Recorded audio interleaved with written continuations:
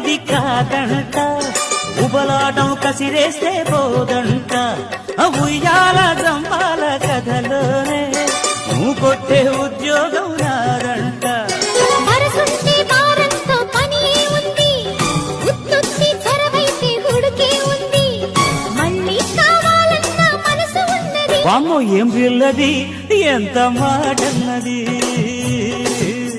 బాగున్నది కోడే ఈడన్నది